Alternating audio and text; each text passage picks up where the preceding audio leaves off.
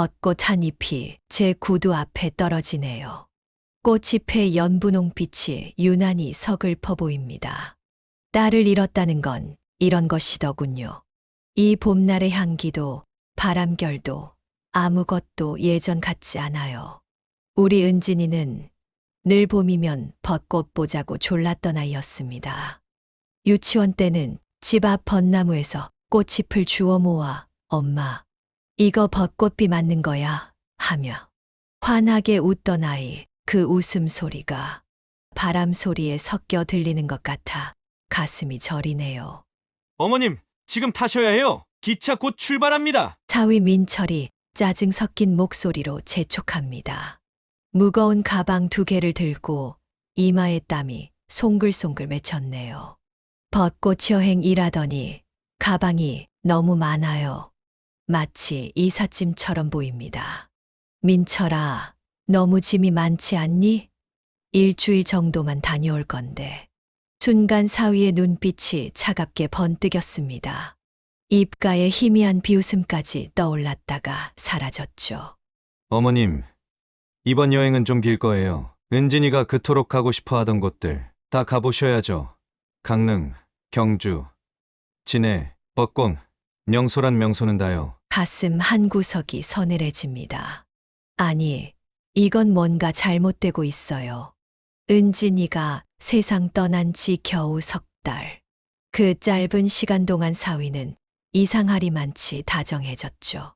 하지만 그 다정함 속에 묘한 계산이 느껴졌어요.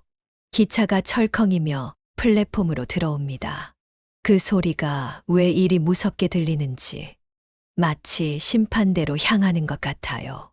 어머님, 괜찮으세요? 안색이 안 좋으신데. 사위가 걱정스러운 척하지만 눈빛은 여전히 차갑습니다.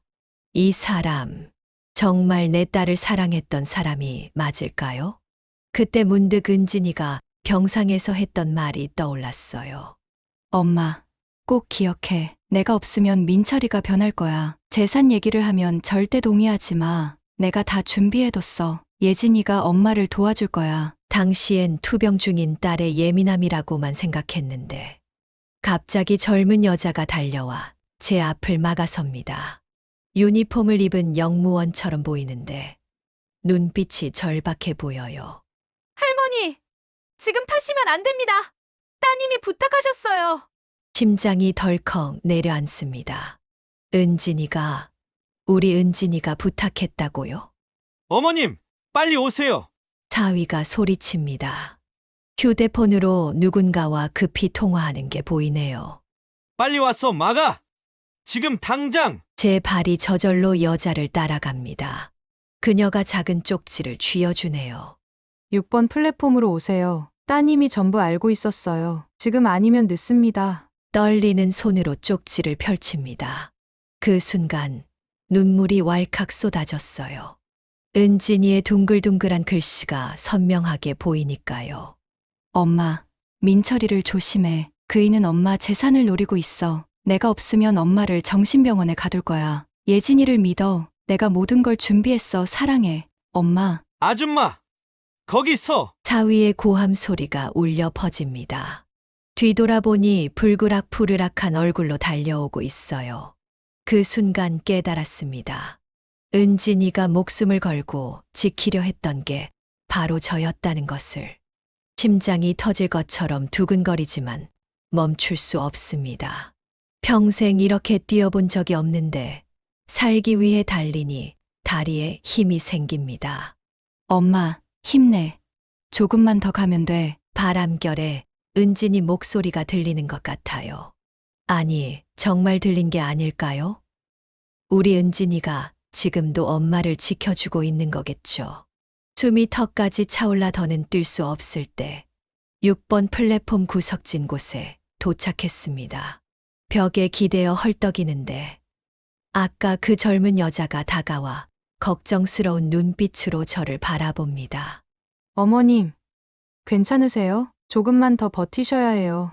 저는 은진 선배의 회사 동료 서혜진이에요. 선배가 돌아가시기 전에 어머님을 꼭 지켜달라고 부탁하셨어요. 눈물이 또 흐릅니다. 우리 은진이 마지막 순간까지 엄마만 걱정했구나. 어머님, 이제 진실을 보여드릴게요. 마음 단단히 먹으셔야 해요. 예진이 휴대폰 화면을 보여줍니다.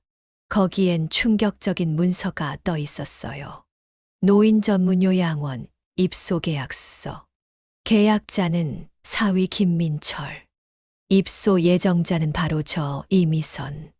그런데 날짜를 보니 더 기가 막힙니다. 은진이가 세상 떠나기 일주일 전이에요. 아직 딸이 살아있을 때 이미 저를 요양원에 버릴 준비를 했다는 거잖아요. 손이 부들부들 떨립니다. 이게 무슨 일이니? 예진이 한숨을 쉬며 또 다른 서류를 보여줍니다.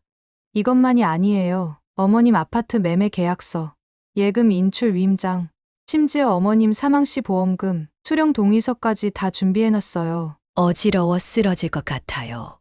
어떻게 사람이 이럴 수가. 그런데 이건 눈속임이에요. 진짜는 따로 있죠. 정신병원 강제 입원 서류요. 가짜 의사까지 매수해서 치매 진단서도 만들어놨대요. 예진이 이어폰을 건네줍니다. 은진 선배가 병실에서 몰래 녹음한 거예요. 꼭 들어보셔야 해요. 이어폰에서 흘러나오는 은진이의 가녀린 목소리. 그리고 사위의 악마 같은 목소리. 여보, 제발 엄마 재산에 손대지 마. 그건 엄마가 평생 모은 거야. 닥쳐! 너 때문에 내가 얼마나 고생하는데 병원비로 다 까먹었잖아. 이제라도 보상받아야지. 쿵 하는 둔탁한 소리와 함께 은진이의 신음소리가 들립니다. 으악, 산소호흡기 왜 뽑는 거야? 잘 생각해봐. 너 지금 내 말 안 들으면 이대로 죽을 수도 있어. 엄마 재산 내 이름으로 넘겨. 그럼 다시 꽂아줄게. 귀를 막고 싶지만 끝까지 들어야 합니다. 내 딸이 겪은 고통을 알아야 하니까요. 좋아, 할게. 대신 엄마는 건드리지 마, 제발. 녹음이 끝나고 한참을 울었습니다. 내 딸이 그 착한 은진이가 저런 악마와 살았다니.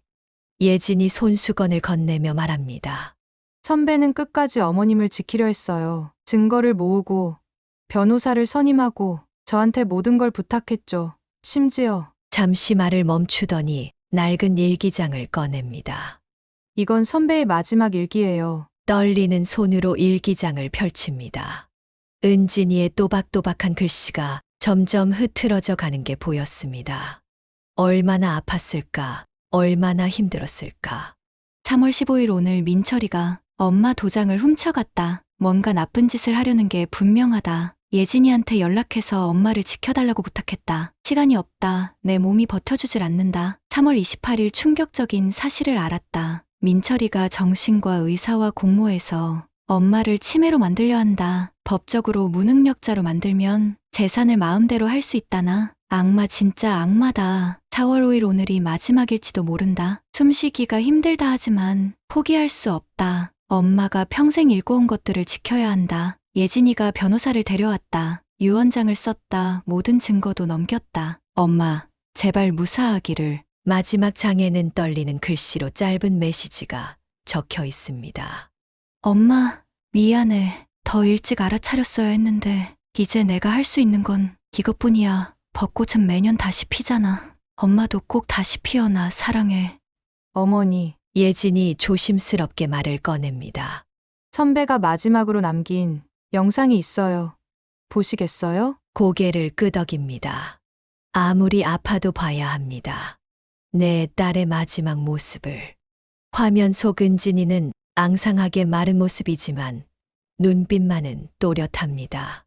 엄마, 이 영상을 보고 있다면 제가 예상한 대로 된 거예요. 민철이가 엄마를 해치려 하고 있죠. 미안해요. 엄마 더 강해졌어야 했는데. 은진이가 잠시 기침을 하더니 이어 말합니다. 엄마, 기억나? 내가 어릴 때 벚꽃 축제 가서 길 잃었던 거? 엄마가 미친 듯이 날 찾아다녔잖아. 그때 엄마가 날 찾고는 펑펑 울면서 말했지.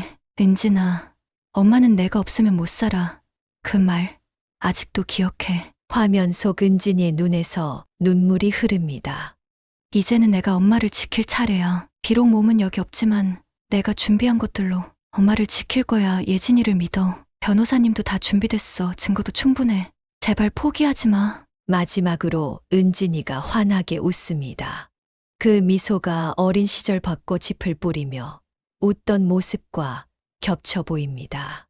엄마, 약속할게. 매년 봄이면 벚꽃으로 엄마를 찾아갈게. 바람이 불 때마다, 꽃잎이 날릴 때마다 그게 다 나야. 내가 엄마 곁에 있다는 신호야. 사랑해. 엄마 꼭 이겨내. 영상이 끝나고 한참을 아무 말도 할 수 없었습니다. 가슴이 찢어지는 것 같았어요. 어머니, 이제 우리가 움직여야 해요. 예진이 단호하게 말합니다. 선배의 계획대로요. 지금 사위가 어머님을 납치하려고 혈안이 되어 있어요. 도망쳐야 합니다. 그때 멀리서 발소리가 들립니다. 여러 명의 발자국 소리. 빨리 이쪽으로! 예진이 제 손을 잡고 뛰기 시작합니다. 심장이 터질 것 같지만 멈출 수 없습니다. 은진이를 위해서라도, 그 아이가 목숨 걸고 지키려 했던 것을 위해서라도. 예진의 차는 낡은 소형차였지만 지금 이 순간만큼은 세상에서 가장 안전한 피난처처럼 느껴졌습니다. 차가 출발하자마자 뒤를 돌아보니 사위가 휴대폰을 들고 고래고래 소리 지르는 모습이 보입니다. 저 사람, 정말 우리 은진이 남편 맞나요? 한숨이 절로 나옵니다. 선배 말로는 결혼 초엔 그래도 괜찮은 사람이었대요. 하지만 돈에 눈이 멀면서 변했다고. 특히 선배가 암 진단받은 후로는 완전히 딴 사람이 됐대요. 차는 도심을 벗어나 한적한 주택가로 향했습니다. 몇 번이나 길을 돌아 추적자를 따돌린 후에야 예진의 작은 빌라에 도착했죠. 여기가 제 집이에요. 선배가 미리 준비하라고 해서 보안도 강화했어요. 과연 현관문엔 이중 자물쇠가 달려있고 창문엔 보안 필름까지 붙어있네요. 거실에 앉자마자 예진이 커다란 봉투를 가져왔습니다. 어머니, 마음의 준비 단단히 하세요. 선배가 얼마나 치밀하게 준비했는지 보여드릴게요. 봉투에서 꺼낸 것들을 보고 놀라지 않을 수 없었습니다. USB, 녹음기, 일기장, 그리고 두툼한 서류 뭉치. 은진이가 죽음을 앞두고도 이 모든 걸 준비했다니. 먼저 이 영상부터 보세요. 노트북 화면에 은진이 얼굴이 나타났습니다. 병실 침대에 기대 앉아 있는 모습이에요. 수척해진 얼굴이지만 눈빛은 형형했죠. 엄마, 내가 이 영상을 찍는 이유는 내가 떠난 후에 엄마를 지키기 위해서야. 민철이는 이미 계획을 다 세워놨어. 엄마를 정신병원에 가두고 재산을 빼돌린 다음 싸구려 요양원으로 보낼 거야. 은진이가 잠시 숨을 고르더니 이어 말합니다. 증거 영상 보여줄게. 이건 간호사 언니가 몰래 찍어준 거야. 화면이 바뀌더니 사위가 수상한 남자와 대화하는 모습이 나옵니다. 25%면 됩니다. 대신 확실하게 해주세요. 치매 진단서도 완벽하게. 걱정 마세요. 제가 이런 일 한두 번 하는 것도 아니고. 근데 혹시 장모님이 반항하면? 그땐 강제로라도 주사 한 방이면 되잖습니까? 소름이 돋았습니다. 내 사위가, 내 딸의 남편이 이런 악마였다니. 이어서 은진이가 다시 나타납니다. 엄마, 무서워하지 마. 내가 다 준비했어. 변호사님도 만났고 모든 증거도 확보했어. 은행에도 미리 조치해뒀어. 민철이가 엄마 통장에 손대려면 반드시 엄마 동의가 필요하도록. 은진이가 서랍에서 서류를 꺼내 보여줍니다. 이 서류들 봐. 민철이가 위조한 것들이야. 내 도장까지 훔쳐서 찍었어. 엄마 아파트도 이미 매물로 내놨대. 그것도 시세의 반값에. 화면 속 은진이의 눈에서 눈물이 흐릅니다. 엄마, 미안해. 내가 이런 사람과 결혼해서. 하지만 이제라도 막을 거야. 엄마는 내가 지킬게. 영상이 끝나고 예진이 조용히 말했습니다. 선배는 정말 대단한 분이었어요. 죽음을 앞두고도 이렇게 차분하게 모든 걸 준비하다니. 제가 일기장을 펼치자 은진이의 떨리는 글씨가 보입니다. 오늘 민철이가 산소호흡기를 껐다 켰다 하며 협박했다. 엄마 재산 넘기지 않으면 여기서 죽는다고. 무서웠다. 정말 죽을 뻔했다. 하지만 절대 굴복할 수 없다. 엄마가 평생 피땀 흘려 모은 재산인데 다음 장에는 더 충격적인 내용이 있었습니다. 민철이가 내 휴대폰을 빼앗아갔다. 엄마랑 연락 못하게 하려고. 하지만 이미 늦었다. 간호사 언니를 통해 예진이한테 연락했고 변호사님도 만났다. 모든 증거는 안전한 곳에 있다. 이제 시간 문제다. 4월 10일 오늘 민철이가 내가 죽으면 장례식장에 엄마도 안 오게 할 거다라고 했다. 그래서 대답했다. 괜찮아. 엄마는 이미 모든 걸 알고 있을 테니까. 그의 표정이 일그러지는 걸 보니 통쾌했다. 마지막 장의 글씨는 거의 알아볼 수 없을 정도로 흐트러져 있었습니다. 엄마, 내가 먼저 가서 미안해. 하지만 약속할게. 매년 봄이면 벚꽃으로 찾아갈게. 엄마가 좋아하는 그 벚꽃차 향기로. 엄마가 불러주던 그 노래 선율로 항상 곁에 있을게. 사랑해. 엄마, 꼭 행복해야 해. 일기장을 덮고 한참을 울었습니다. 내 딸이 마지막까지 나만 걱정했다니. 예진이 또 다른 녹음 파일을 재생했습니다. 이건 선배가 돌아가시기 이틀 전 녹음이에요. 정신이 혼미한 상태에서도 이걸 남기셨어요. 녹음기에서 은진이의 힘겨운 목소리가 흘러나옵니다. 엄마 예진이가 찾아갈 거야. 믿어줘. 벚꽃 약속 잊지 마. 그리고 이어지는 사위의 차가운 목소리. 헛소리 그만해. 넌 이제 끝이야. 장모 재산이나 빨리 넘겨. 툭 하는 소리와 함께 녹음이 끊깁니다. 이게 마지막이었어요. 그 후로 선배는 말을 할 수 없었고 이틀 뒤에 돌아가셨죠. 주먹을 불끈 쥐었습니다. 분노와 슬픔이 뒤엉켜 가슴이 터질 것 같아요. 복수할 거예요. 은진이를 위해서라도. 예진이 고개를 끄덕입니다. 네. 이제부터가 시작이에요. 선배가 남긴 계획대로 움직일 겁니다. 그때 예진의 휴대폰이 울렸습니다. 표정이 굳어지더니 급히 통화를 합니다. 네. 변호사님, 뭐라고요? 벌써 신청을 알겠습니다. 바로 움직이겠습니다. 통화를 끝낸 예진이가 긴장된 표정으로 말합니다. 사위가 벌써 법원에 어머님 피성년 후견인 신청을 했대요. 어머님을 치매 환자로 몰아서 재산을 관리하겠다고. 그런 나쁜 놈. 은진이가 죽은 지 석 달밖에 안 됐는데. 시간이 없어요. 지금 당장 대응해야 합니다. 우선 병원에 가서 정신감정을 받으셔야 해요. 그리고 오후엔 법원에 가서 긴급 가처분 신청을 해야 합니다. 그날 밤 잠들기 전 창밖을 내다봤습니다. 어둠 속에서도 벚나무 가지가 희미하게 보이네요. 은진아, 엄마가 꼭 이길게. 내가 지켜준 이 생명 절대 헛되이 하지 않을 거야. 꿈속에서 은진이를 만났습니다. 하얀 원피스를 입은 은진이가 벚꽃 나무 아래 서 있었죠. 엄마, 내가 남긴 길을 따라가. 그 끝에 내가 있을 거야. 벚꽃이 피는 곳에서 기다릴게. 다음 날 아침 병원으로 향했습니다. 은진이가 섭외해둔 정신과 전문의가 기다리고 있었죠. 걱정 마세요. 제가 정확하게 진단해드리겠습니다. 요즘 이런 폐륜 범죄가 너무 많아서. 검사는 생각보다 오래 걸렸습니다. 기억력 테스트부터 계산 능력, 일상생활 수행 능력까지. 하지만 결과는 명확했죠. 어머님의 인지 기능은 오히려 같은 연령대보다 우수하십니다. 치매는 전혀 말도 안 되는 소리예요. 제가 법원에 제출할 소견서 작성해드리겠습니다. 오후에는 법원으로 향했습니다.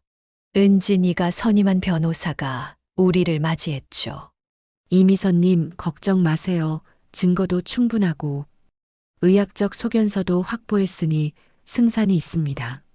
그때 법원 로비에서 사위와 마주쳤습니다.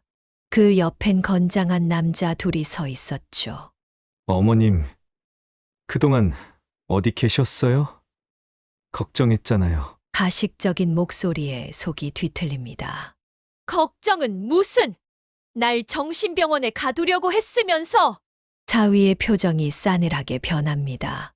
증거라도 있어요? 전 어머님을 위해서. 그때 예진이가 앞으로 나섰습니다. 증거요? 여기 다 있습니다. 은진 선배가 남긴 녹음 파일, 영상, 위조 서류까지 다 있어요. 사위의 얼굴이 하얗게 질립니다. 더 이상 할 말이 없는지 뒤돌아서더니 황급히 사라졌죠. 드디어 판사실에 들어섰습니다. 젊은 여성 판사님이 우리 사연을 듣더니 고개를 끄덕입니다. 이런 사건이 요즘 너무 많아요. 증거를 검토해보니 긴급성이 인정됩니다. 일단 가처분 인용하겠습니다. 피신청인은 신청인의 재산에 대한 일체의 처분 행위를 금지합니다. 첫 승리였습니다. 법원을 나오며 다리에 힘이 풀렸지만 예진이가 꼭 잡아주었죠. 어머니, 첫 관문을 통과했어요. 이제 본격적인 싸움이 시작됩니다. 그날 저녁 예진의 집에서 조촐한 축하 모임을 가졌습니다. 김밥과 떡볶이를 먹으며 오랜만에 웃을 수 있었죠. 예진아, 정말 고마워. 내가 없었다면. 아니에요. 어머니, 이건 은진 선배와의 약속이었어요. 선배가 마지막으로 제게 한 부탁이 우리 엄마 꼭 지켜주세요였거든요. 눈물이 또 흐릅니다. 은진이는 참 좋은 친구를 두었구나. 며칠 후 예상대로 사위 측에서 반격이 시작됐습니다. 어느 날 아침 문을 두드리는 소리에 깜짝 놀랐죠. 경찰입니다. 실종 신고가 들어왔습니다. 예진이 재빨리 대처합니다. 실종이 아닙니다. 어머님은 자발적으로 여기 계세요. 신분증과 영장 보여주세요. 경찰이라던 사람들은 아무것도 보여주지 못하고 황급히 사라졌습니다. 사위가 고용한 가짜였던 거죠. 이런 수법은 끝이 없을 거예요. 하지만 우리도 준비가 되어 있으니 걱정 마세요. 그렇게 법정 전쟁은 계속되었습니다. 드디어 재판 당일이 왔습니다. 법정은 예상보다 많은 사람들로 붐볐어요. 폐륜 범죄에 대한 사회적 관심이 높아져서인지 방청석에는 기자들도 여러 보였죠. 재판장님이 입장하시자 모두가 자리에서 일어났습니다. 엄격해 보이는 중년의 남성 판사님이었어요. 피고인 김민철은 피해자 이미선 씨의 재산을 불법적으로 취득하려 했으며 이를 위해 문서를 위조하고 허위 진단서를 작성한 혐의로 기소되었습니다. 검사가 일어나 기소 내용을 낭독하기 시작했습니다. 피고인은 아내의 투병 기간 중 장모의 재산을 노리고 치밀한 계획을 세웠습니다. 정신과 의사와 공모하여 허위 치매 진단서를 작성했고 피해자를 정신병원에 강제 입원시키려 했습니다. 사위 측 변호사가 반박합니다. 재판장님, 이는 모두 오해입니다. 제 의뢰인은 장모님의 건강을 걱정했을 뿐입니다. 하지만 우리 측 변호사가 준비한 증거는 압도적이었죠. 재판장님, 이 영상을 보시겠습니다. 고인이 된 피고인의 아내가 직접 녹화한 것입니다. 대형 스크린에 은진이의 마지막 모습이 나타났습니다. 법정이 숨죽였죠. 저는 김은진입니다. 제 남편 김민철이 어머니의 재산을 노리고 있습니다. 이미 가짜 서류도 만들었고 의사도 매수했습니다. 제가 죽으면 어머니를 해칠 거예요. 제발 이 영상으로 어머니를 지켜주세요. 방청석에서 훌쩍이는 소리가 들렸습니다. 재판장님의 표정도 굳어졌죠. 이어서 은진이가 몰래 녹음한 파일이 재생됐습니다. 닥쳐! 너 때문에 내 인생이 망가졌어! 이제라도 보상받아야지! 쿵 하는 소리와 함께 은진이의 신음소리. 법정이 술렁였습니다. 다음으로 사위가 의사와 거래하는 CCTV 영상이 공개됐죠. 이 돈으로 치매 진단서 만들어주세요. 확실하게요. 걱정 마세요. 법적으로 문제없게 해드리죠. 더 이상 변명의 여지가 없었습니다. 사위의 얼굴은 창백해졌고 그의 변호사도 고개를 떨구었죠. 마지막으로 제가 증인석에 섰습니다. 저는 이미선입니다. 68세이고 정신적으로 아무 문제 없습니다. 제 사위는 딸이 살아있을 때부터 제 재산을 노렸습니다. 딸이 죽자마자 본색을 드러냈고요. 만약 딸이 이 모든 것을 준비해두지 않았다면 저는 지금쯤 정신병원에 갇혀 있었을 겁니다. 증언을 마치고 자리로 돌아오는데 은진이의 목소리가 들리는 것 같았어요. 엄마, 잘했어. 이제 거의 다 왔어. 본 재판부는 다음과 같이 선고합니다. 재판장님의 목소리가 법정에 울려 퍼졌습니다. 모두가 숨을 죽이고 판결을 기다렸죠. 피고인 김민철은 문서위조, 사기미수, 협박 등 모든 혐의가 유죄로 인정됩니다.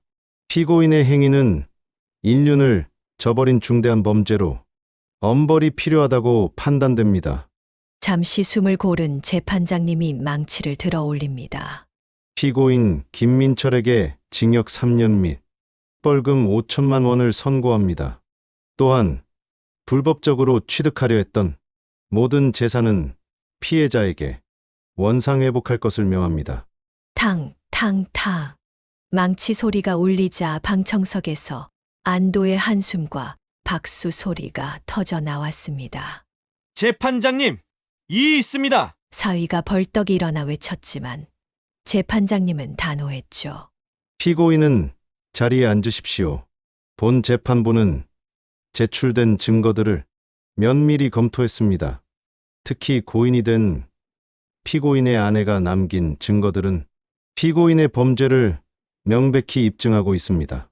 재판장님의 목소리에 깊은 연민이 묻어났습니다.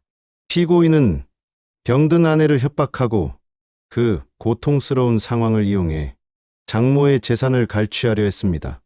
심지어 아내의 산소호흡기를 빼는 만행까지. 이는 우리 사회가 결코 용납할 수 없는 폐륜적 범죄입니다. 사위가 수갑을 찬 채 법정 밖으로 끌려 나가기 전 저는 그의 앞을 가로막았습니다.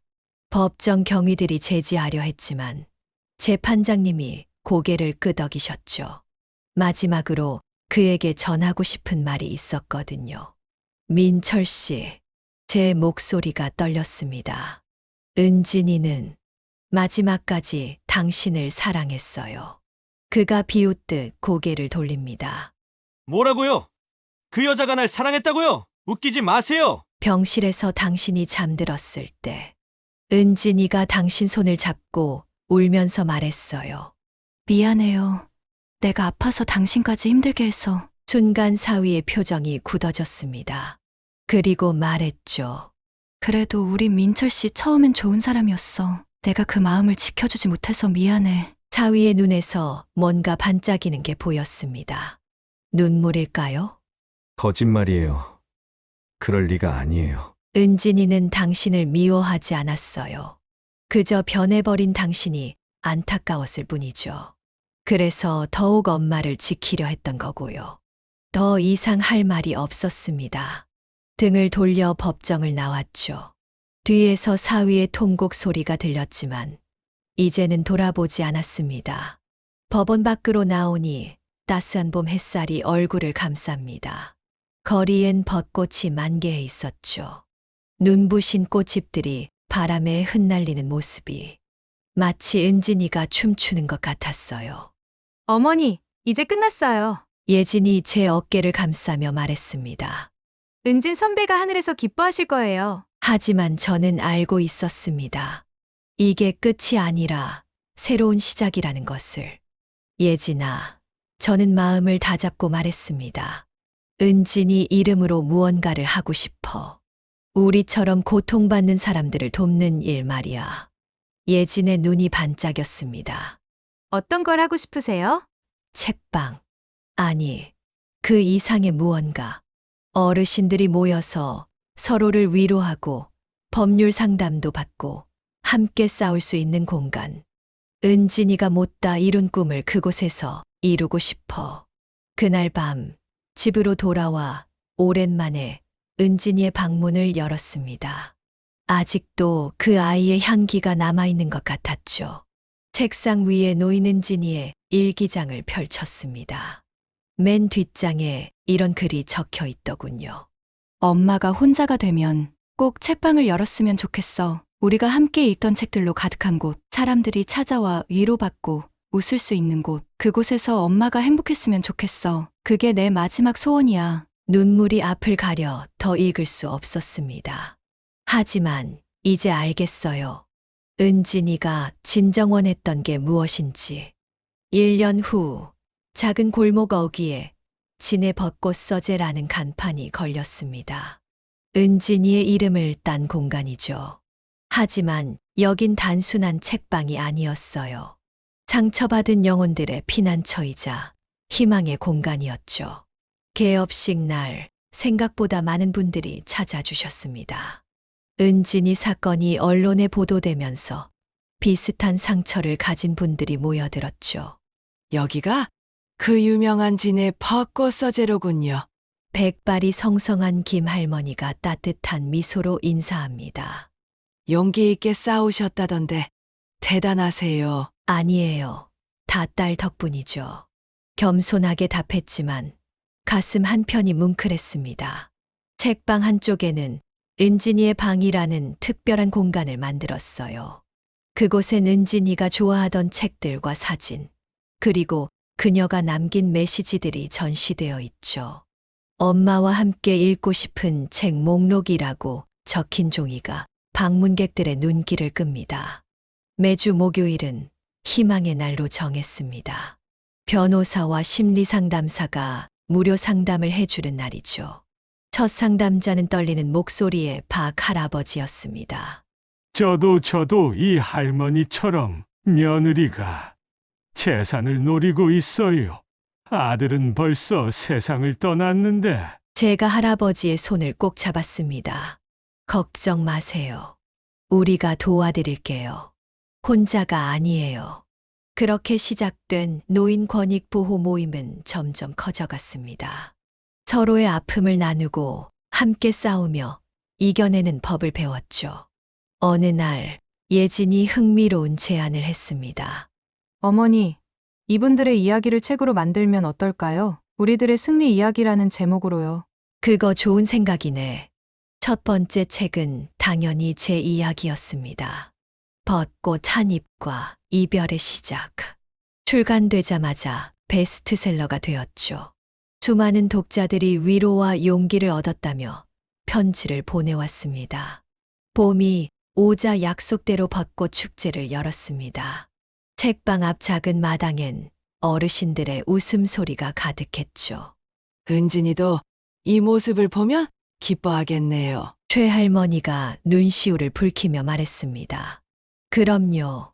저 위에서 함께 웃고 있을 거예요. 하늘을 올려다보니 벚꽃잎이 눈처럼 흩날립니다. 그중 한 잎이 제 손바닥에 살포시 내려앉네요. 책방 안에선 은진이가 좋아하던 벚꽃 엔딩이 흘러나왔습니다. 어르신들이 하나둘 노래를 따라 부르기 시작했죠. 봄바람 휘날리며 흩날리는 벚꽃잎이 노래를 부르다 보니 어느새 해가 기울고 있었습니다. 석양빛에 물든 벚꽃이 더욱 아름답게 빛났죠. 그날 밤 책방 문을 닫고 혼자 남았습니다. 은진이의 사진 앞에 앉아 조용히 말을 건넸죠. 은진아, 엄마 잘하고 있지? 내가 꿈꾸던 그 공간을 만들었어. 많은 사람들이 여기서 위로받고 희망을 찾아가고 있어. 바람결의 풍경 소리가 들립니다. 마치 은진이가 대답하는 것 같아요. 엄마, 고마워요. 저도 항상 곁에 있을게요. 그로부터 2년 후의 어느 봄날, 뜻밖의 손님이 찾아왔습니다. 사위 김민철이었죠. 경기를 마치고 출소한 그는 많이 초췌해 보였습니다. 어머님, 그가 문턱에서 머뭇거립니다. 들어가도 될까요? 잠시 망설였지만 들어오라고 손짓했습니다. 은진이라면 그렇게 했을 테니까요. 미안합니다. 진심으로 죄송합니다. 그가 무릎을 꿇었습니다. 감옥에서 많이 생각했습니다. 제가 얼마나 큰 잘못을 했는지. 그의 눈에는 진실한 회한이 담겨 있었습니다. 용서해달라고 하러 온 건 아닙니다. 다만 이제부터라도 다르게 살겠습니다. 은진이가 그토록 지키려 했던 어머님을 이제는 제가 멀리서나마 도와드리고 싶습니다. 그는 봉투를 건넸습니다. 은진이 보험금입니다. 제 몫까지 다 어머님께 드립니다. 이 책방을 위해 써주세요. 굳이 이럴 필요는. 제발 받아주세요. 그래야 제가 조금이나마 속죄할 수 있을 것 같습니다. 봉투를 받아들었습니다. 이 돈으로 더 많은 이들을 도울 수 있을 테니까요. 민철 씨, 앞으로 잘 살아요. 그게 은진이에 대한 진정한 사과일 거예요. 그가 일어서며 깊이 고개를 숙입니다. 감사합니다. 정말 감사합니다. 그가 떠난 후 창밖을 바라봤습니다. 햇살 사이로 벚꽃잎이 반짝이네요. 은진아, 봤지? 사람은 변할 수 있어. 내가 끝까지 믿었던 그 마음, 이제야 알 것 같아. 진해 벚꽃 서재는 이제 전국적으로 유명한 희망의 공간이 되었습니다. 매년 봄이면 전국에서 어르신들이 모여 벚꽃 축제를 즐기죠. 책방 벽에는 은진이가 마지막으로 남긴 글귀가 새겨져 있습니다. 벚꽃은 매년 다시 피고 우리도 다시 피어날 수 있습니다. 그 글귀 아래에서 오늘도 누군가는 울고 누군가는 웃습니다. 상처받은 영혼들이 위로받고 쓰러진 이들이 다시 일어서는 곳. 바람이 불 때마다 벚꽃잎이 춤을 춥니다. 그 속에서 은진이의 웃음소리가 들리는 것 같아요. 엄마, 정말 잘했어요. 고마워요. 사랑해요. 우리의 이야기는 끝나지 않았습니다. 봄이 오면 어김없이 피어나는 벚꽃처럼 상처를 딛고 일어선 우리들의 희망도 매년 새롭게 피어나고 있으니까요. 진해 벚꽃 서재는 이제 단순한 책방을 넘어 하나의 상징이 되었습니다. 부당함에 맞서 싸우는 용기의 상징, 절망 속에서도 희망을 잃지 않는 사랑의 상징. 그리고 무엇보다 딸이 어머니에게 남긴 가장 아름다운 유산의 상징이 되었습니다. 매년 봄이 되면 저는 은진이와의 약속을 지킵니다. 벚꽃나무 아래 앉아 그 아이가 좋아하던 시를 읽어주죠. 바람에 흩날리는 벚꽃잎처럼 우리의 만남도 언젠가는 끝나겠지만 이 향기만은 영원히 남아 당신의 가슴에 봄을 피우리라. 그렇게 우리는 다시 만납니다. 벚꽃이 피는 매 순간, 바람이 부는 매 순간, 영원한 봄 속에서 함께 웃고 있습니다.